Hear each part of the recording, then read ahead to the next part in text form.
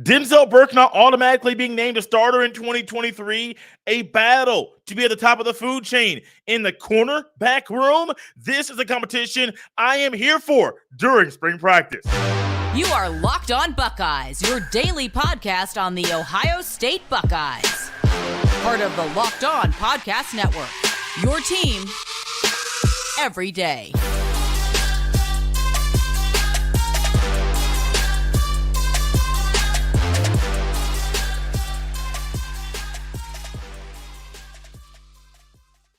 What is up, Buckeye fans? Welcome back to another episode of Locked On Buckeyes for the Locked On Podcast Network. I'm your host, Jay Stevens, also the host of the Jay Stevens Podcast. It is Wednesday, March the 1st in the year 2023, and this episode is brought to you by FanDuel Sportsbook, official sportsbook of Locked On.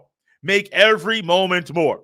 Visit FanDuel.com/Locked On today to get started. During this episode, we will discuss what Tim Walton learned at this first year coaching at Ohio State, and will the Buckeye basketball team win back-to-back games?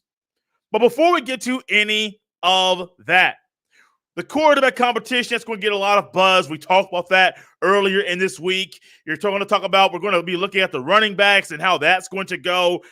Who's going to be the starting five unit for the offensive line? Who's going to be the other defensive end opposite of JT Tuimoloau? There are certain competitions we're going to be looking at very, very closely. But a competition at the cornerback position, I don't think many people expected it. We even talked about it when Davison Igbinosun transferred from Ole Miss to Ohio State. But after listening to Tim Walton, revisiting what Tim Walton said during his presser earlier this year, I think that it's clear to say Ohio State has a competition in the cornerback room, and there's nothing wrong with it. These are the things that you want as a coach. You want your guys to compete. You want to utilize the practices, the film sessions, the one-on-one conversations you have to filter and see who's competing, who is not, who has earned the right to be a starting corner at Ohio State. Now you have Jahad Carter, transfer from Syracuse. Many people believe, myself included, he is going to be someone who is going to be your nickel corner or slot safety or cover safety, whatever you want to call it. That's his spot. Okay, great, cool, whatever. But Tim Walton, he wasn't shying away from talking about and discussing that there's, quote, no pecking order, end quote, when it comes to this position room. You need this, man. I mean, after what we saw for this position a year ago with guys going down prior to the season, to guys being hurt, you had Jordan Hancock, you had J.K. Johnson, you had Jair Brown, Ryan Watts transferred prior to the start of the season. I think Ryan Watts, due to the injury situation for the corners, I think Ryan Watts would have been an asset for that room in 2022. You had a corner, Cam Brown. I couldn't think of his name. I almost said something else. Cam Brown, he was hurt a little bit. Denzel Burke missed some time. A lot of injuries in that room, and I think that actually, I don't say it think, I know that impacted the decision-making and the confidence of players while they were on the field. And with this mindset by Tim Walton of saying, quote, no pecking order, end quote, when discussing if there is or what the pecking order is in this room, I think you like it. You got to like it. Reality is Denzel Burke is a returning starter. He started, I think, 24 games, started every game he's played at Ohio State. He was an early starter last year against Minnesota, something that no one really expected to happen, but he came onto the scene, burst onto the scene, and played very well. A sophomore slump. I'm going to go to the old school, my old way of saying that word.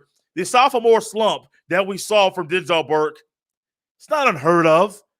It's not crazy. It's not an astronomical statement to say that Denzel Burke slumped during a time period when players don't slump. No. That's astronomical. No. It's not crazy to think. It's not an astronomical statement to say that Denzel Burke slumped last year. It's not. People, when they're second year, when they're a starter, they slump. They have a little hiccup at times. It happens. It's football. It's athletics. Think about yourself. The first year you're doing something great. But then the second year you get a little confidence. It might be a little hiccup, might be a little setback.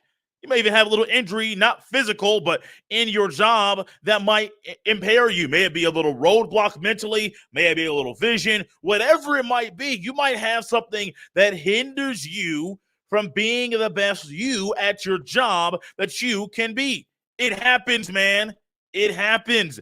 And for Tim Walton to not shy away from the conversation and the discussion to say that there is no pecking order and that there is a competition in this room. Some might say, Jair Brown, it's your spot. Cool. Go earn it. Denzel Burke, it's your spot. Great. Go earn it. Jahad Carter, it's your spot. Great. Go earn. Okay, go earn it. You have guys coming in, Jermaine Matthews Jr., Cam Martinez. He can be a nickel corner. He has to earn it, though. Jordan Hancock is on there. Ryan Turner's on there. There are other players that will be a part of this conversation. Go earn the job. It's open. Ain't nobody coming in and handing out starting positions to just somebody that walks to the room. First player that comes into the room, it's your position. That's not how this works. That's not how sports work. Yeah, you might say, well, man, the coach's son. Hey, this ain't that. This ain't that conversation. I know guys. I know guys that have not been a part of, especially in lower level, that have not been starters or got less playing time than the guy who was a coach's son. It happens, man. Unfortunately, parents get in the way of sometimes the team being the best team it can be. It happens. You know what else is going to be happening at Ohio State? A cornerback competition. And I think this is great for the Ohio State defense. Tim Walton also said something that I think was very important. Tim May of Letterman Row, been covering Ohio State football since, I believe, the 1980s. He asked a question in regards to what Tim Walton looks for when bringing in guys. Is it trying to not mess up the culture in the room, or is it trying to get guys that compete? He said, hey, we about competing, man. We ain't worried about no room. We're here to compete. And that mindset is exactly what we're going to witness this spring from the Ohio State cornerbacks. Everybody has to prove their spot. You got to earn a spot to be a starting corner at Ohio State. There are 3 spots up for grabs, and the battle for those 3 spots will be spicy. I hope you're ready for it. One thing I think Tim Walton was ready for was to be a coach at Ohio State. But even in your first year, after being a longtime coach, you learn a lot of things along the way during the first year coaching at a particular position, a particular school. What did he learn that stuck out to me? We'll discuss that next right here on Locked on Buckeyes.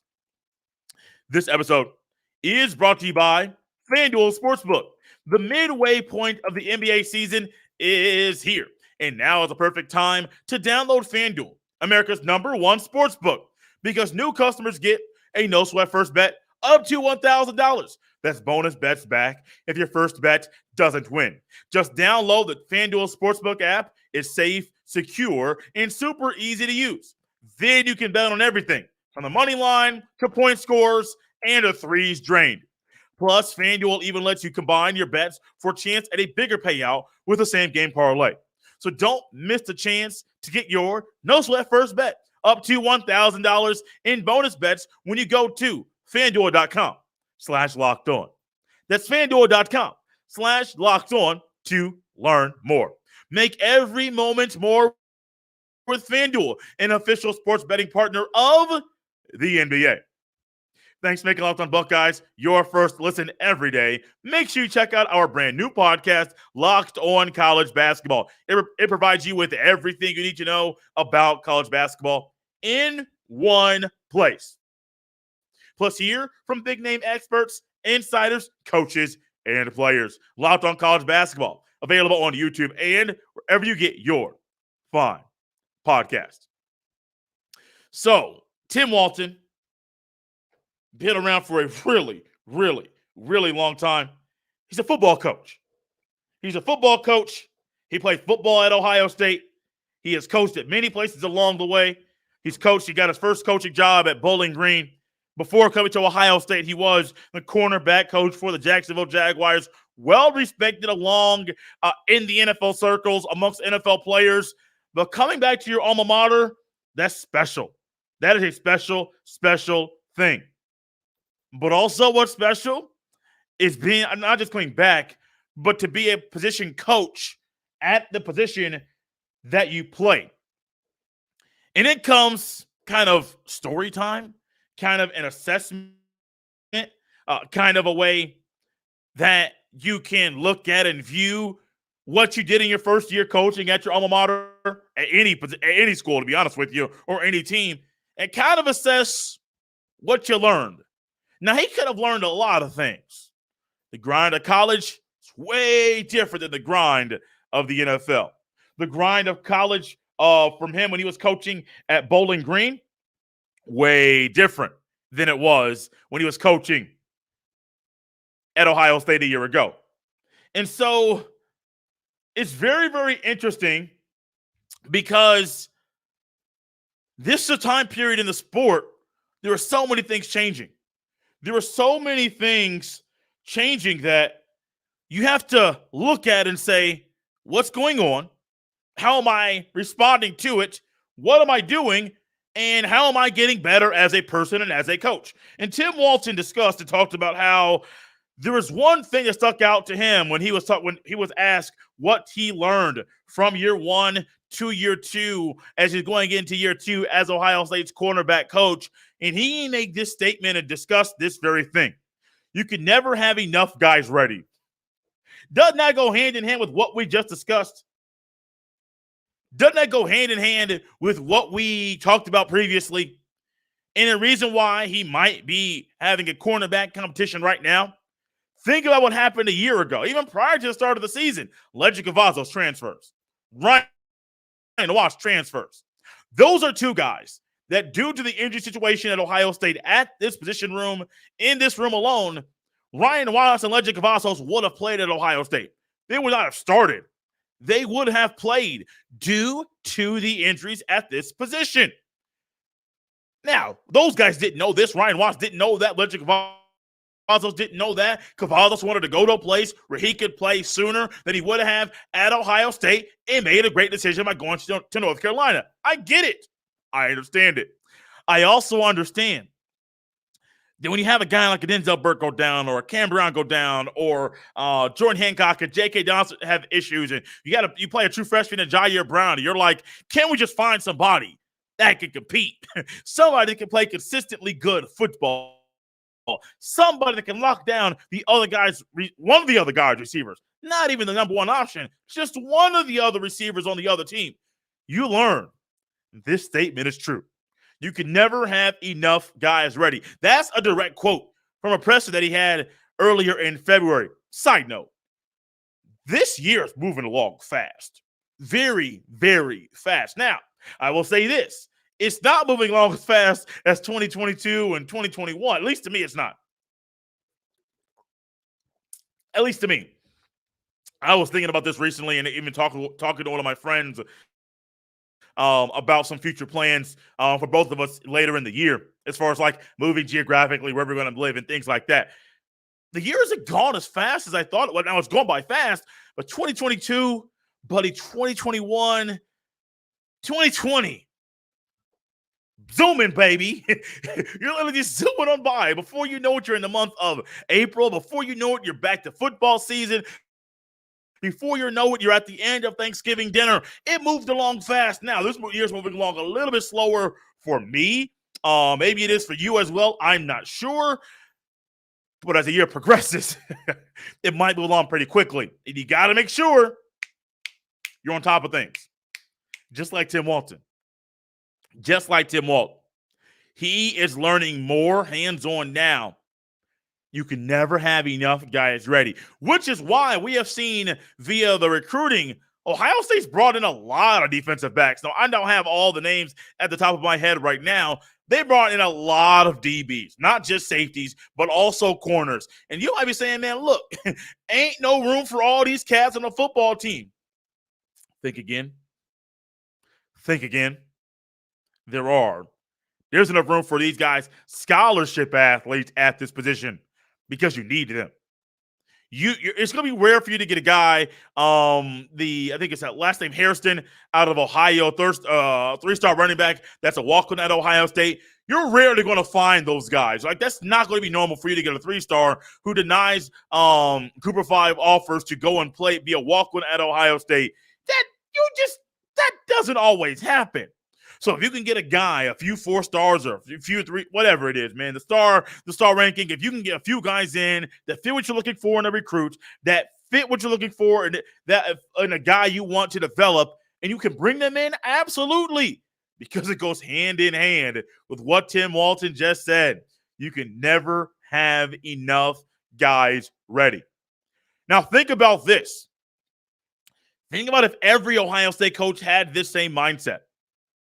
Think about if every Ohio State coach was viewing this in this way, was viewing this thought while recruiting and saying, ooh, well, we see Brian Hartline. He kind of adopts this because he's going out and getting a lot of guys. And well, we see Justin Fry is going out there and getting 4 or 5 offensive linemen. And we see at one point there were 2 tight ends committed to Ohio State. Okay, the tight end room is getting you're trying to get some guys ready, at least adding to the room. Now, quarterback, it'd be nice to have 2. Last time they had 2 in the class. Jack Mill, the third, transferred, but you still had the better guy with the competition. Running backs, that's loaded. And I think a lot of those guys are ready. What about defense? D tackle, D end, you might need more guys there, just to be honest with you. You might need more guys there. Linebacker, fine. Safety, fine. But you see the point? You stockpile rooms with a lot of talent, and while doing so, you develop said talent so you can have more guys ready than you normally would. That's what the good teams do. Excuse me. Let's ratchet this up. That's what the great teams do. And if Ohio State wants to be great in 2023, I believe every position coach, every coach in general, needs to adopt this philosophy. It'd be great.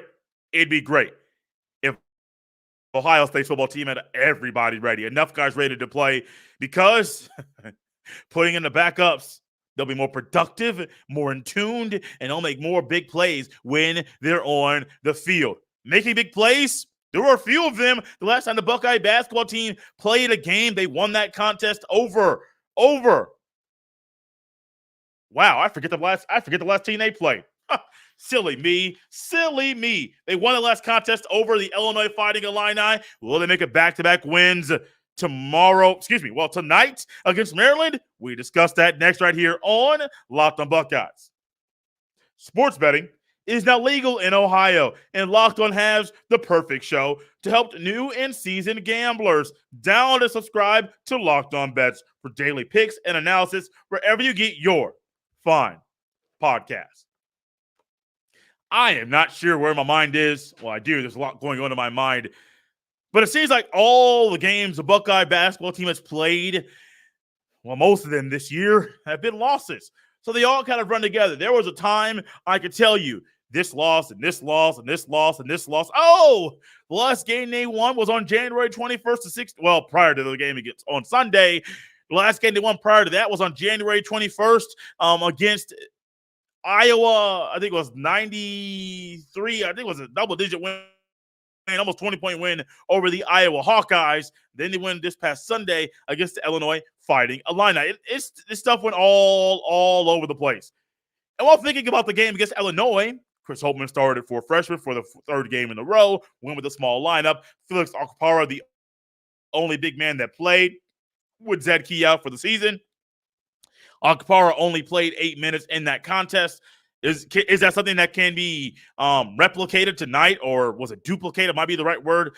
Tonight against Maryland. It's possible. It is very, very possible for it to happen.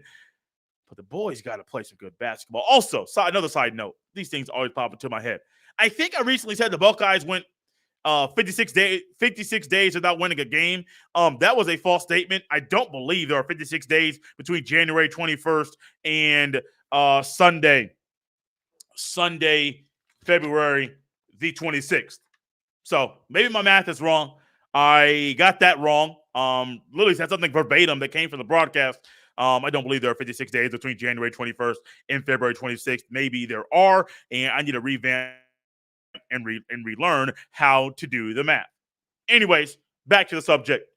The last time these two teams played, Maryland won the contest. They won by 7, 80-73. Maryland scored 46 points in the second half of the contest. The Buckeyes took a 5-point lead into halftime. But what we saw in the second half in this team, Maryland was firing on all cylinders. Maryland had 5 guys score in double digits, double figures.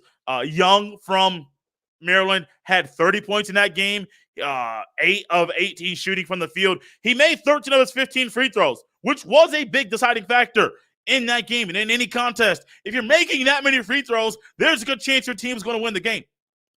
Maryland shot 81.8% from the free throw line in that game as well, making 27 of the 33 free throws and shots they took from the charity stripe. So that was a game that happened. It was in College Park. Maryland had the home crowd behind them. Maryland was rolling. The two teams at that time had a similar record. Maryland 11-5, the Buckeyes 10-5. A lot has changed since that time.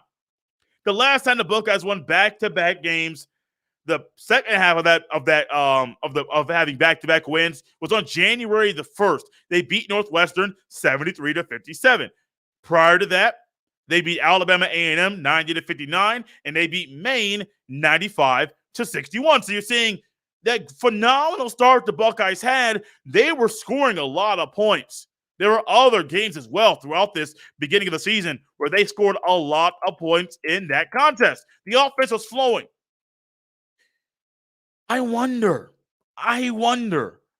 if Bryce Sensabaugh or Bruce Thornton or Ice Likely or somebody on this team will think back to that matchup against Maryland. Well, think back to that contest where it just definitely seemed like the Buckeyes, man, they're not all in. They're not in it. They're not playing the best basketball. There's something wrong with them. They're scrambling on defense. I remember it, man. It just seemed like, man, ain't nothing going right for this basketball team right now. And that's how the cookie crumbled for them at that time. However, things can change. And the Buckeyes can get on a winning streak tonight. What do they play? How do they play defensively? I think that's one of the biggest keys of the game. But defensively, also, this is senior night. I wanted to add that and throw that in here as well. With this being senior night, the Buckeyes are going to honor a few seniors that are graduating. Justice Suing, Ice Likely, and Sean McNeil, as well as student managers Jacob Egelhoff and Corey Felder. Keep in mind with this, though, all 3 guys they're recognizing their transfers. Sean McNeil, Ice Likely, Justice Suing. Even though they didn't play their entire career at Ohio State holds a special place in their hearts. And I do believe Sean McNeil, Ice Likely, Justice Suing, they don't want their final home game in college to be a loss. I could see Chris Holtman starting all 3 of those guys. Justice Suing's been a starter consistently most of the year. Sean McNeil has recently got benched. Ice Likely got benched a while ago. I wouldn't be shocked if you see Sean McNeil start, Ice Likely start, and Justice Suing start to kind of give them a send-off in front of the home crowd there at the shot. It's a great time. But also, go out with the win. Sean McNeil, find your rhythm, baby, and let that thing fly. Ice Likely, pick and rolls, be smart with the basketball, find open men, and do it consistently. Justice Suing, you're a southpaw, man. Use it to your advantage. Losing on senior night is not fun. It's never fun. I lost my senior night of high school.